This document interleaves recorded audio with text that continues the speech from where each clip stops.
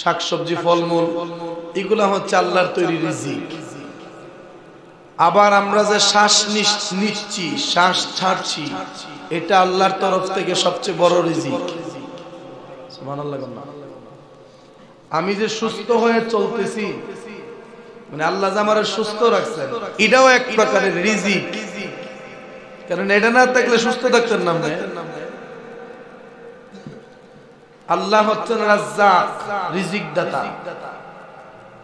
যদি বান্দারা শুধু খাওয়াইতেন আর অন্যান্য রিজিক গুলা না দিতেন, তাহলে বান্দারা খাওয়াইয়া বিছনা ধুতে তুই দিল, এরপর থাক আব্বার দরকার নাই। তো কথা ঠিক কিনা কর না?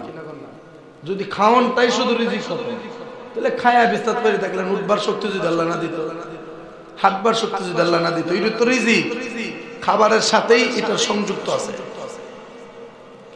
তো সেম আল্লাহর তরফ থেকে যদি তৌফিক আমাদের না আসে, তাহলে আপনি আপনার নাকের ডগায় দেখতে পাবেন আপনি জান্নাতে যাওয়ার রাস্তা, এরপর আপনি ওই রাস্তা থেকে ফিরে জাহান্নামের দিকে ঘুরে যাবেন, যদি মাত্র আল্লাহ আপনার তৌফিক না দেয়।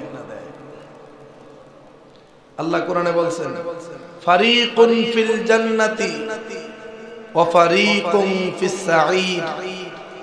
আল্লাহ বলেন একটা রাস্তা জান্নাতের আর একটা রাস্তা জাহান্নামের। কোনটা জান্নাতের রাস্তা, কোনটা জাহান্নামের রাস্তা, এই জিনিসটা চিনাইবার বুঝাইবার জন্য আমি লক্ষ লক্ষ পয়গম্বর আম্বিয়ায়ে কেরামকে দুনিয়াতে পাঠিয়েছি, লক্ষ লক্ষ সাহাবীকে আমি দুনিয়াতে পাঠিয়েছি, তাবেঈনদেরকে বলেছি, তাবেঈনদেরকে বলেছি, যারা ফকিহ ছিলেন তাদেরকে বলেছি, আনসার মুহাজির তারাও এইগুলো তোমাদেরকে বুঝাইছে। সেই পর্যায়ক্রমে বর্তমানে পীর বুজুর্গানে দ্বীন এবং হক্কানি উলামায়ে কেরাম আমাদেরকে সেই পথেরই সন্ধান দিচ্ছেন, এটা জান্নাতের পথ, এটা জাহান্নামের পথ। এরপরও আমরা সিন্না বুজ্জা জান্না শূন্যা যদি আমরা জাহান্নামের পথে চলি, সারা দুনিয়ার কোন আলেমের বাপেরও সাহস নাই আমনেরে জান্নাতের পথে চলাইতে।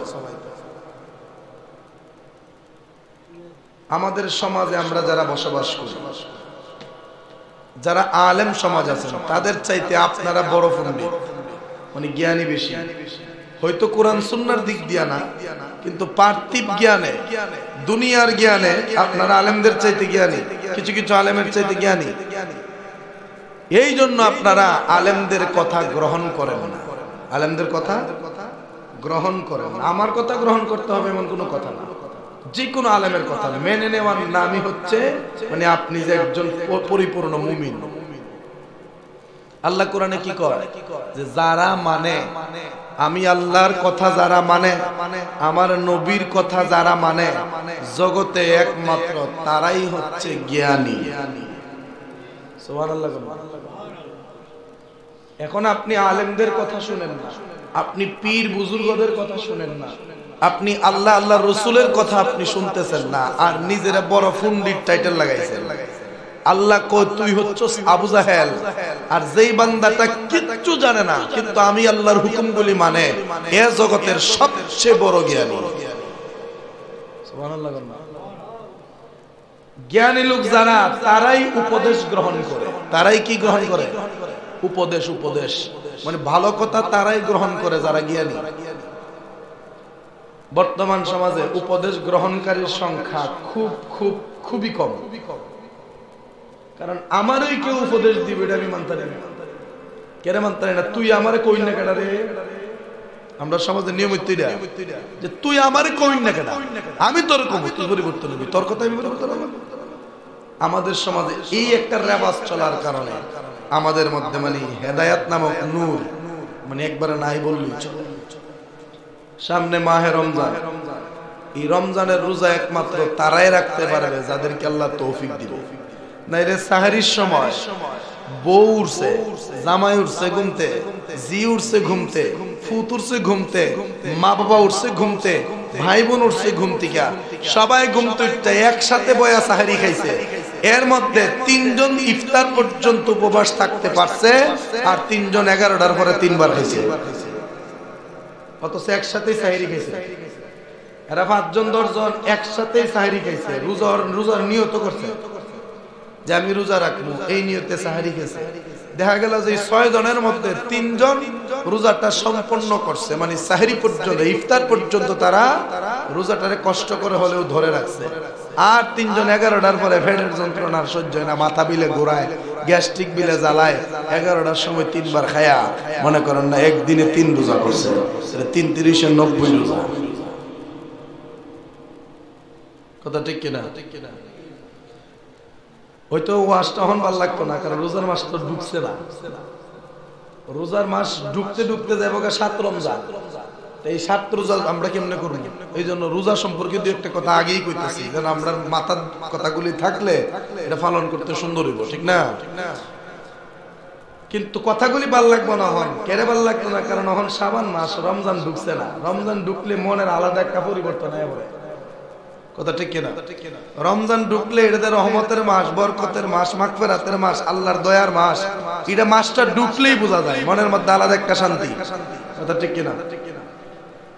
এরপরে তারাবি একসাথে পড়লে যে কত মজা লাগে, এটা যারা পড়ে এরা ছাড়া যারা পড়ে না এরা জিন্দিগিতে বুঝাই দিতে পারে।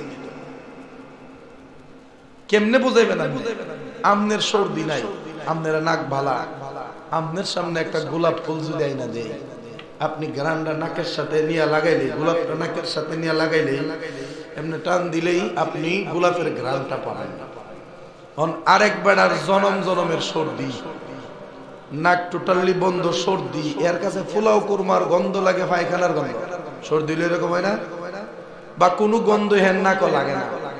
হেরে গিয়া কইলেন, ভাই রে, গোলাপ ফুলের এত সুন্দর খুশবু রে ভাই, এত মজার গ্রান জগতে আমি আর পাইছি না। একবার দেখি তো দুরুজা, তুই একটা মিশা কথা, মানে তুই একটা মৃত্যু, তুই মিশা কথা কস বেশি বেশি। আমি দিনে লাগাইলাম একটু তো গ্রান লাগছে, তুই পাইলি আমি পাইছি তো কথা কেমন গ্রানটা আমার একটু বোঝা।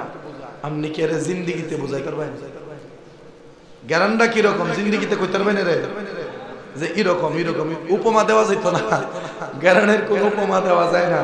গ্রান যদি তারে বুঝাইতে হয় তাহলে এর নাকের কাছে ফুলডারে নিতে হইব, নাইলে এর নিজে ফুলডার কাছে আইতে হইব, তইলে দেখা যাবে তার নাকের মধ্যে গ্রান লাগতেছে। আর সর্দি যদি থাকে তাহলে তো অবস্থা খারাপ হই। এবার আসেন আমরা মূল কথায় আসি। যারা তারাবি পড়ে এরার না সর্দি নাই, দুনিয়ার সর্দি না, ইমানের সর্দি। এরার ইমানের দুর্বলতা নাই, এদের ভিতরে ইখলাস আছে। তাদের ভিতরে ইখলাস থাকার কারণে তারা তারাবি পড়া যে মজাটা পাইতাছে। যে নামাজ পড়ে না, যে তারাবি পড়ে না, যে তারাবি পড়বে না, হেরে জিন্দেগি তো তারাবির মজাটা বুঝাই পারতেন না, কারণ এর ইমানের মধ্যে জন্ডিস সর্দিয়ে ধরছে। কথা ঠিক না? মসজিদে তারাবিতে কত যে ভালো লাগে। কথা ঠিক না? রহমতেরি বাতাসেতে সারা পৃথিবী হাসে। দিবেন আল্লাহ জান্নাতে রমজানের উসিলাতে, দিবেন আল্লাহ জান্নাতে রমজানের উসিলাতে।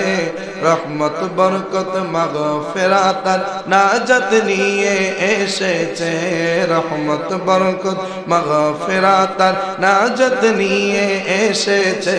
বলো সবে আহলান সাহলান মারহাবা মাহে রমজান, বলো সবে আহলান সাহলান মারহাবা মাহে রমজান, মারহাবা মাহে রমজান। কথা ঠিক কিনা? বুঝতে গেলে আউন লাগবে, বল লাগবে, আমরা সাথে উদ্বোস করণ লাগবে, তাইলে মজাটা বুঝবেন। যদি আপনারে বলি এসির নিচে বয়া থাকতে আপনারা তো ভাল লাগে কেন? বান্দাটা বলবে এসির নিচে বসে থাকি কেন জানোস নি? কারণ এসির নিচে বসলে বড় আরাম লাগে, বড় ঠান্ডা লাগে, গরম অনুভব করা যায় না, ঠান্ডা অনুভব করা যায় না। এমন একটা অবস্থানের মধ্যে থাকি মনে হয় যেন সারাটা দিন সারাটা রাত্র বসে থাকি। এসির নিচে তুমি বসে থাকো, তোমার আরাম লাগে, শান্তি লাগে। এই জন্য এই এসির মজা তুমি বুঝেছো, এই জন্য এসি ছাড়ো না। তুমি যদি তারাবির মজা বুঝতা, তুমি যদি রোজার মজা বুঝতা, সাহরি ইফতারের স্বাদ তুমি যদি বুঝতা, এসি মেসি সব ফালায়া দিয়া তারাবি সাহরি ইফতার এইগুলার পিছনেই তুমি দৌড়াইতা। কথা ঠিক কিনা? ইফতারের সময় কি যে একটা আনন্দের মুহূর্ত, আর সাহরির সময় ঘুমের লাইক নিয়ে তাওরাইতে তারাতে দিলা ভাত খাওয়ান, এটা যে কত মজার খাওয়ান। কথা ঠিক না? এটা আপনি ওইভাবে চিন্তা করলেই পাইবেন, নাহলে মনে করবেন উঠন খাওন সারাদিন উপাসনা হন, এটার নামে বুঝে রোজা। আর যদি অন্তর দিয়া চিন্তা করেন যে আসলেই তো সাহরির সময় এতদিন তো উঠতাম না, কিন্তু অন্ত উঠি, উইটা সবাই নিয়ে ঘুমে ঘুম ঘুম ভাব নিয়ে খাবার খায়, রোজার নিয়ত করি, ফজর পড়ি, পরে একটু ঘুমাইলে ঘুমায়, তাহলে কাজে যাই, কি একটা রুটিন মাফিক সবগুলা। সব দিক বিবেচনা করলেই দেখবেন রমজান যেটা রহমতের মাস। সুবহানাল্লাহ। আমরা অনেকে অনেকভাবে রমজানকে রহমতের মাস মনে করি। এর মধ্যে কিছু কিছু মানুষ এমন আছে যাদের জ্ঞান একটু শর্ট আছে, যারা এরকমটা বলে রমজান মাস রহমতের মাস, সবরের মাস। কেরে জানোস নিবি? এমনি হইলে আমার একদম সালে 2 মাস যা, আর রমজান আইলে আমার একদম সালে 3 মাস যা। রহমতটা কেমনে হিসাব করে দেব? এমনি একদমে আমার 2 মাস যাইতো। রমজান আইছে পরে রমজানের 2 মাস আগে দাম পড়ছিলাম, রমজান করে ঈদ পর্যন্ত খাইছি, 3 মাস গেছে। রমজান এটা সবরের মাস না রে, এটার নাম কথা না। রহমত কোনটারে কয়? রহমত ইটারে কয়। রহমত বলে রমজান আসলে মানসিক একটা শান্তি পাওয়া যায় কিনা বলে।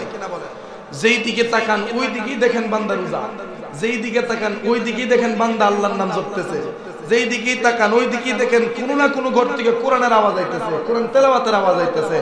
এই দৃশ্যগুলো দেখা মনের যে একটা শান্তি, এটাই হচ্ছে রহমত। সুবহানাল্লাহ কন্না। আচ্ছা, খাবার আমাদের জন্য রহমত না গজব? জোরে কন।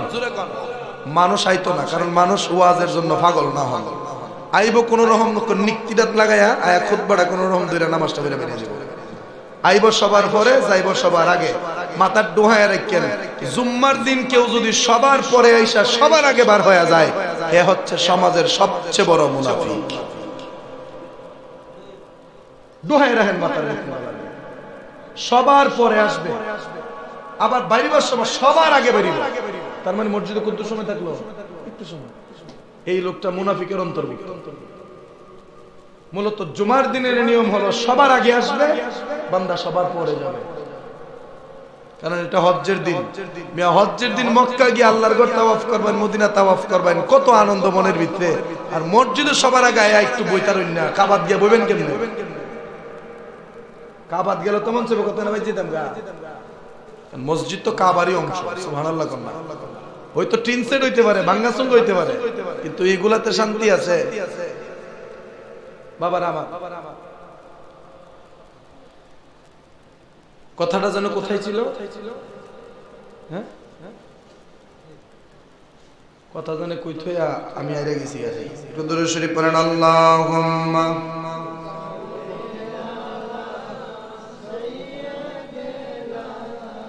মাওলানা মুহাম্মদ ওয়া আলা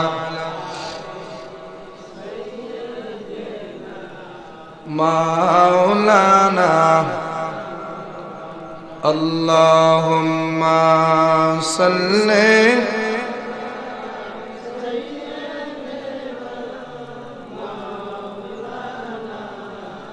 মুহাম্মদ ওয়া আলা আলি সাইয়্যিদিনা।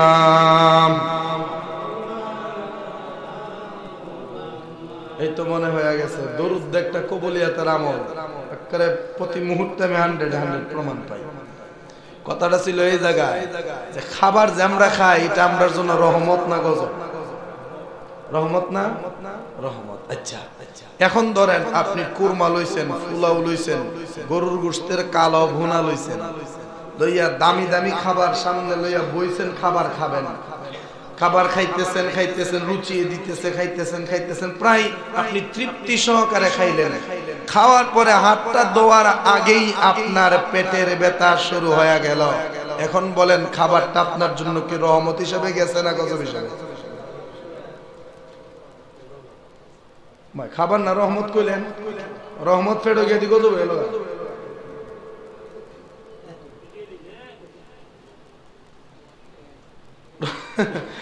রহমত যেমন ভাবে ফেটে গিয়া গজব হয়ে জায়গা, আমরা কিছু বান্দা আছে এইরকম মসজিদ আয়া বালা মানুষ, মসজিদ থেকে বাইরে গেলে আবার আগে জীবন আসতে মানে যতখান বারে তাই ততখান খারাপ, মসজিদও যতখান তাই ততখান বালা। এটা আবার আল্লাহর রহমতে একদিক দিয়া ভালো স্বভাব, আলহামদুলিল্লাহ। কোন মসজিদ আয়া তো আর শয়তানি করলাম না, আল্লাহর ঘর, আল্লাহর ঘরের সম্মানটা ঠিক রাখলাম। কিন্তু উচিত হলো আমাদেরকে মসজিদ মসজিদের বাহিরে উভয় অবস্থায় আমাদের সমস্ত মন্দ খাসিয়তগুলি গোপন রাখা।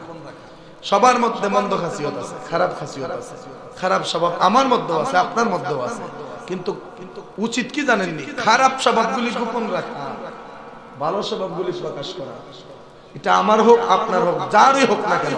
আর আমরা খারাপ স্বভাব ওপেন করি, ভালো স্বভাব গোপন করি। এবারে নামাজ পড়ে এটার কোনো খোঁজ নাই, নামাজ পড়ে নি কোনো বেড়ার কোনো ক্ষতি করে লেছি এটা দেখি গেল। কারণ আপনি যদি বান্দার ভালো চান, আল্লাহ আপনার জন্য ভালো কিছু রেডি করে রাখবেন। তাহলে খাবারটা রহমত হিসাবে পেটে যায়, ওই খাবারটা তখনই গজবে পরিণত হয়ে যায় যখন আমার এই রহমতটা মুখের ভেতরে ঢুকানোর সময় কিছু নিয়ম নীতি আমি না মানি। তখন নিয়ম নীতি মান্য যদি আল্লাহ রহমতটা পেটের ভিতরে ঢুকায়, ওইটা রহমত হিসাবেই পেটে থাকবে। কথা ঠিক না? কিন্তু দেখা গেল বেশি খাবার খাইয়া বড় বড় লোকমা মারছি সবার আগে, সবার আগে বড় বড় লোকমা দিয়ে দিছি, খাবার ফেটে উঠতে গেছে বেদনা। আবার দেখা যায় অনেকে এরকমটা করে, সারাদিন মাঠে পরিশ্রম করে আয়া এমনি বয়ে গেছে গা খাওয়ানো। তখন কিন্তু যদি খাবার খায় সে গিরা লাগা মইরা যায়। তাহলে কি করতাম? আপনি সারাদিন পরিশ্রম করছেন, সারা শরীর ঘামছে, গলাটা সহ ঘামছে, এবং গলার যে আমার খাদ্যনালী শুকায়া গেছে, এই খাদ্যনালীটাকে আগে ভিজাই তুইব। ভিজাইবেন কেমনে? খাবার আগে অল্প অল্প করে 3 ডুব পানি পান করেন, বেশি না, বেশি খাই আবার পানি খাইবেন বললেন না।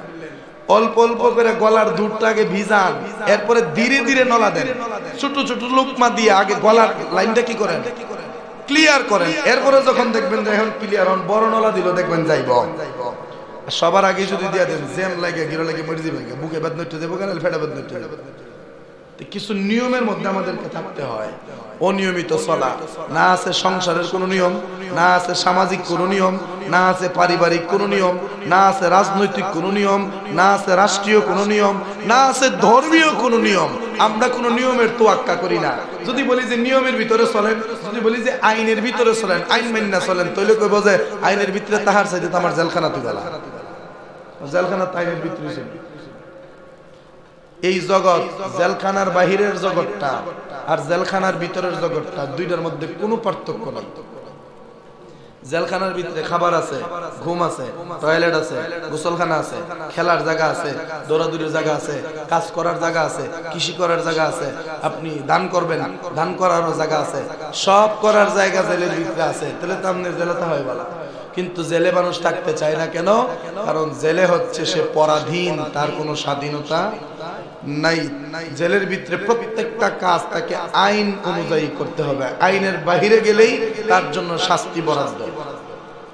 তো আপনি আমি জেলের বাহিরে থেকে যদি ওইভাবে আইনই মাইনা চলন লাগে, তাহলে তো জেল আর কোনো পার্থক্য নাই। ওই জন্য নবী কইছেন, আদ-দুনিয়া উসসিজিনুল মুমিনিন, এই দুনিয়ার জমিনটা হলো মুমিন বান্দাদের জন্য জেলখানা। সুবহানাল্লাহ। মুমিন বান্দা এই দুনিয়াতে আল্লাহর আইনের বাইরে যাইতে পারে না, এই জন্য দুনিয়ার জমিনটা মুমিন বান্দার জন্য জেলখানার মতো। বান্দা যতদিন দুনিয়াতে থাকবে আর দুনিয়ার জীবনটা জেলখানার মতো মনে হবে। বান্দা যেই দিন দুনিয়ার জমিন থেকে বিদায় হয়ে যাবে, তার রূহ যেই দিন কবজ হয়ে যাবে, ওই দিন থেকে বান্দাটা স্বাধীন হয়ে যাবে। যেখানে খুশি সেখানে বান্দা উইরা বেড়াবে, তখন আর কোনো ধরাবাধা থাকতো না। এখন ওইভাবে স্বাধীনভাবে উঠতে গেলে এই দুনিয়ার জমিনে কষ্ট মষ্ট কইরা রোজাটি রহম লাগবো নি? রহম লাগতো না? কারণ যারা কিলো 30 রোজা, তার রাস্তাটা হইল সোজা। এই 30টা রোজার মাধ্যমে রাস্তা কি করতে হবে? সোজা করতে হবে জান্নাতের দিকে।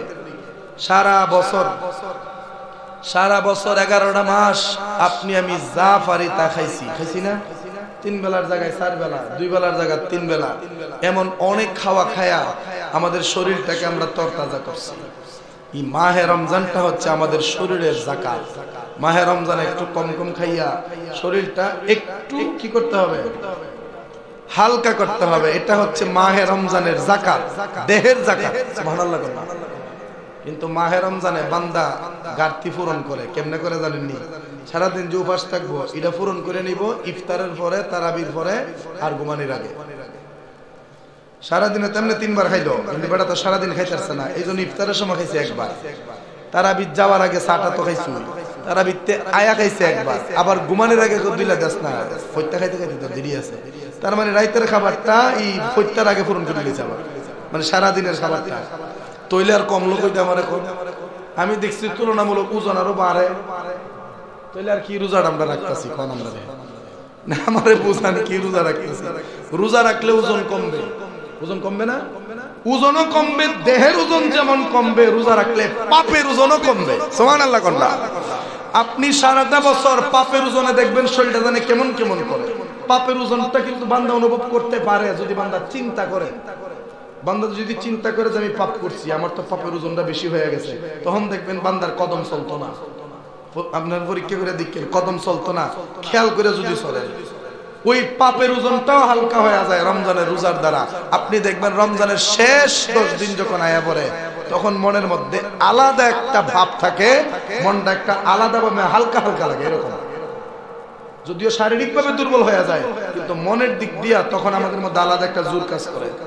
এটা হচ্ছে গুনাহ যে ক্ষমা পাইছেন, এটার আলামত। সুবহানাল্লাহ। কথার সামনের দিকে লম্বা না। মাহে রমজানের রোজার ফজিলত সম্পর্কে অনেক ওয়াজ হবে, পুরো মাস ব্যাপী হইব। না মানলে এটা কোনো দাম নাই। ওই এক ইমাম সাহেব চাকরি নিছে, চাকরি নেওয়ার পরে ইমাম সাহেব বক্তব্য দিল, বক্তব্য লম্বা হয়েছে, মুসল্লিরা কইছে ইমাম সাহেব বক্তব্য ব্যাখ্যা করেন। তা বক্তব্য পরের জমাই দিছে একদম খাটু কইরা। আবার মুসল্লিরা কইতে শত খাটু করলেন কেন, আমরা দেয় নামাজ পাইলাম না। ইমাম সাহেব বলছে আরেক বিপদ, এই জন্য এরপরের জমায় ইমাম সাহেব ওয়াজ না কইরা ডাইরেক্ট খুতবার যখন সময় হয়েছে গিয়ে খুতবাত খারিয়া খুতবা দিলাইছে। তখন আবার মুসল্লিরা কইতেছে ওয়াজ করলেন না কেন, বেশি করলেও জ্বালা, কম করলেও জ্বালা, যাইতাম কই, করলামই না এডি বালা। অথচ যদি মানতো এটা কম হোক আর বেশি হোক, তাহলে কিন্তু সুন্দর হয়ে যায়। কথা ঠিক না? কথাগুলি মাইনে নেওয়া হইলো জরুরি। আমাকে আগে মানতে হবে, এরপর আমরা সবাই মিলে আমাদেরকে কি করতে হবে? কথাগুলি মানতে হবে, যেহেতু আমরা এক সমাজের মানুষ। আপনি দুনিয়াতে বালা বালা হয়ে আসলে দেবেন গে ঠিকই, হাসরের ময়দানে আপনার ফারা প্রতিবেশী আপনার বিরুদ্ধে সাক্ষী দিবে যে দেখতাম বালা হয়ে আসছে, কিন্তু তলে তলে কিতা করছে না করছে ফাঁসের ঘরের মানুষ তো আমি সব দেখছি। ধরা বেড়ে দেবে। মনে রাখেন, হাসরের দিন আপনার প্রত্যেকটা পশমের গুড়া সাক্ষ্য দেবে, আপনার প্রত্যেকটা আঙ্গুল সাক্ষ্য দেবে, আপনার প্রত্যেকটা চুল সাক্ষ্য দেবে, আপনার পায়ের তালা সাক্ষ্য দেবে, পায়ের তালা দিয়ে কোথায় কোথায় গেছেন, পা সাক্ষ্য দিবে, হাত সাক্ষ্য দিবে, জবান সাক্ষী দিবে, আমাদের দেহ সাক্ষী দিবে, লজ্জাস্থান সাক্ষী দিবে। সবগুলা হাসরের দিন জবান খুললা দেবে, সবগুলা হাতের মধ্যে জবান খুললা দেবে, হাতে মুখ মানুষের মতো কথা বলবে। তখন আমনের মুখ বন্ধ থাকবো। আমনের জাল একটা মুখ দিয়েছিল, দুনিয়া যা ইচ্ছা কয়ে লাইছে, এই মুখ তখন বন্ধ থাকবো। এছাড়া বাকি যত অঙ্গ আছে সব অঙ্গের মুখ আল্লাহ খুলে দেবে। তখন সোহে কইব যে আমারে দিয়া অতবার বেগানা নারী দেখছে, আমি চকরি দিয়া অতবার হারাম কাজ করছি। পাওয়ে কইব আমি পায়ের উপরে ভর দিয়া সে অত হাজার বার জানার কাজে গেছে। সব সাক্ষ্য দিবে। তখন আমি ছুটবেন কেমনে? বাবা, এই জন্য গুনার পাল্লা হালকা করতে চাইলে মাহে রমজানের রোজা রাখার দরকার আছে না নাই? জোরে বলেন আছে না নাই? আমরা মুসলমান কিনা বলেন, জোরে বলেন মুসলমান কিনা? আমরা যদি নিজের বিবির সাথে, নিজের মায়ের সাথে, নিজের বাবার সাথে রাগ কইরা এক লাগা 2 দিন না খায়া থাকতারি, নিয়মিত খায়া কি 30 দিন উপাস আমরা থাকতাম না? জোরে কোন পারবো কিনা? মাহে রমজানের রোজা রাখবেন তো ইনশাআল্লাহ? বলেন ইনশাআল্লাহ। জোরে বলি ইনশাআল্লাহ। তাহলে কাজটা সহজ হয়ে যাবে। জিব্বাত অনেক সময় আমি দেখছি অনেকে বার যে বন থেকে যে বার আনে, এই বার কান্দে বই আনতে গিয়ে অনেকের দিকে জান্ডা বাড়ি জায়গা, অনেকে টুডো কামড়ায়। মানে সে যার পারতেছে না টুডো কামড়ায়, এরপরে বাটটা কান থেকে ফালা না, কারণ ফালাইলে শরীর দুর্বল হয়ে যাবো, তখন আর লইবার ইচ্ছা হইতো না। এই জন্য কামড়ায় মামড়ায় কোনো মতে নিয়ে জাগাত ফালাই দেই। তো আপনি 600 টাকা মজুরির জন্য যদি দাঁত কামড়াইয়া দানের বার বইতে পারেন, আল্লাহর জাহান্নামের আগুন থেকে বাঁচার জন্য কি দাঁত কামড়াইয়া রোজা গুলি রাখুন যায় না? আর কি বুঝাবো? মানে সব কথার এক কথাই রইল, যদি আমরা ইমানটারে মজবুত করতারি আর আল্লাহর প্রতি তাওয়াক্কুলটা যদি ঠিক রাখতারি, তাইলে কোনো অসুস্থতা, কোনো রোগে, কোনো অজুহাতে, কোনো সমস্যাই আমাদের রোজাকে মানে রাখার জন্য আটকাতে পারবে না। শুধুমাত্র ইচ্ছা করেন, কি করেন? ইচ্ছা করেন, মানে নিয়ত করেন, শুধু রাখবেন, কারণ এটা ফরজ। এটা কি ফরজ? এটা পালন করবেন ইনশাআল্লাহ। মাহে রমজানের সাহিরি খাওয়ার মধ্যে সওয়াব আছে, সারাদিন রোজা রাখার মধ্যে সওয়াব আছে, ইফতার যে খাইবেন এটার মধ্যে সওয়াব আছে, তারাবি পড়বেন এটার মধ্যে সওয়াব আছে, ঘুমাইবেন এটার মধ্যে সওয়াব আছে। সুবহানাল্লাহ। রমজান মাসের প্রত্যেকটা কাজই ইবাদতের সমতুল্য, যদি গুনাহ না করেন। প্রত্যেকটা কাজ ইবাদতের সমতুল্য। সুবহানাল্লাহ। এই মাহে রমজানের তারাবির নামাজ আমরা পড়বো ইনশাআল্লাহ। মসজিদে জামাত হবে, মুসল্লিরা কি করবে? মসজিদে এসে তারাবি পড়বে। কোন পুরুষ মসজিদ ব্যতীত বাড়িতে একা কি পড়লে হবে না, জামাতে আমাদেরকে পড়তে হবে। আর যদি কোনো ব্যস্ততা থাকে, কারণ থাকে, মনে করেন না দুর্বল, শরীর দুর্বল, জামাতে গিয়ে উঠবস করতে পারতেন না, নিজে নিজে ধীরে স্থির ভাবে পড়লেন, এটা ভিন্ন কথা। যেহেতু সুন্নত, তারাবির ক্ষেত্রে এত জোর নাই, কিন্তু ফরজের ক্ষেত্রে জোর আছে। এশারের নামাজটা জামাতায় পড়া লাগবে, এরপরে তারাবি পড়লে পড়েন না বলেন, এটা আপনার ইচ্ছা। তারাবির নামাজটা মসজিদে পড়বেন ইনশাআল্লাহ। জামাতে জামাতে উঠবস করলে সমাজে কেমন যা কম জানা কথা কন না, ঠিক কিনা? এটা প্রমাণ পাইছেন না আপনারা? জামাতে পড়লে একটা উসিলায় শেষ হয়ে যায়। অনেক মা বোনে জিজ্ঞাসা, হুজুর আমরা কি মহিলা যারা আছে আমরা কি জামাতে পড়তে পারবো? মহিলারা কোনো নামাজ জামাতে পড়ার বিধান। তবে এক সময় ছিল নবীর জামানায়, যখন জুমার নামাজে পুরুষও আসতো মহিলাও আসতো। এখনো সৌদিতে আছে, আছে না? এখনো আছে। মহিলারা জামাত করতে পারতো, এমনকি মহিলারা মসজিদে পর্যন্ত আসতে হইতো। সামনের কাতার থাকতো মুসল্লি, পিছনের কাতার থাকতো, মানে সামনের কাতার পুরুষ, পিছনের কাতার মহিলা, এইভাবে নামাজ পড়তো। বা এখনো আছে। এখন এই মাসালা যদি বাংলাদেশের জন্য আপনি জায়েজ করতে চান, এটা কশিন কালেও সম্ভব হবে না, যতক্ষণ পর্যন্ত বাংলাদেশের আইন পরিবর্তন না করা হবে। সৌদি এটা ইসলামী রাষ্ট্র না? কোন ইসলামী রাষ্ট্র কিনা? ইসলামিক রাষ্ট্র। ওই রাষ্ট্রের মধ্যে শরীয়তের প্রত্যেকটা হুকুম কি করা হয়? পালন করা হয়। ইসলামী শরীয়তের যে আইন সবগুলা বাস্তবায়ন করা হয়। চুরি করলে হাত কেটে দেওয়া হয়, জেনা করলে পাথর মেরে মানে তাকে হত্যা করা হয়। এইরকম অনেক আইনগুলি বাস্তবায়ন হইতেছে। এই জন্য ওই দেশে চুরিও কম, বেবিচারিও কম, সবগুলাই কম। এখন ওই দেশে মহিলারা যদি নামাজ একসাথে পড়ে, আইনের ডরে হইলেও কেউ কেউ ফেলছাইতো না, কথা ঠিক কিনা? না। আর বাংলাদেশও ধরেন না, আমরা এলাকার মসজিদে যদি মহিলারা আবার অনুমতিটা দেই, আর এরা যদি মসজিদও, আজকে তো মসজিদের বারিন্দা পড়ছে, কাল্লা মাসুক ভাই বিরসা পর্যন্ত জায়গা করে দেন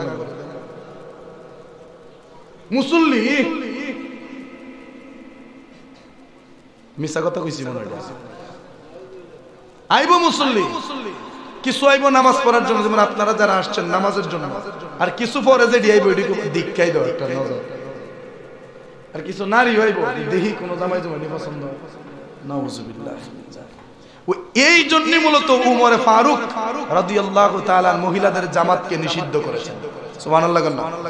উনি বলেছেন, যেহেতু ফিতনার আশঙ্কা আছে, যেহেতু এখানে জানাবি বিচার হওয়ার আশঙ্কা আছে, ইবাদত খানায় গিয়া যদি জানাবি বিচার হয়, এর চাইতে ভালো মহিলা পর্দার আড়ালে যার যার পর্দা হেফাজত করে তারা তাদের ইবাদত করলো। সুবহানাল্লাহ। এটা এক দৃষ্টিতে ভালো। কোন দৃষ্টিতে? কথা হয়তো লম্বা হয়ে যেত স্যার, একটু লম্বা করতে হয়েছে, কালেকশনের জিনিস কম, আমার যে তিনটা করতে আয়া বললো মাঠের না। আচ্ছা যাক, কথা শেষের দিকে। মহিলারা বাড়িতে পড়বে, এর অসংখ্য কারণের মধ্যে একটা কারণ হলো পুরুষরা নামাজ পড়তে চলে আসে কোথায়? মসজিদে। তাহলে বাড়িটা কি থাকে? খালি থাকে।